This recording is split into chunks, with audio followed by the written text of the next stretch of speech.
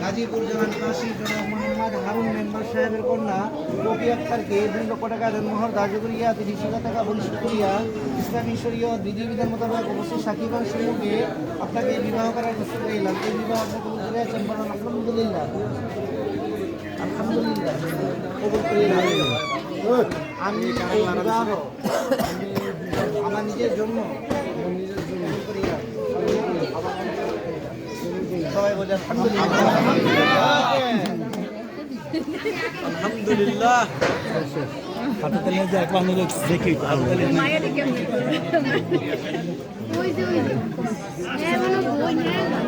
হ্যাঁ এটা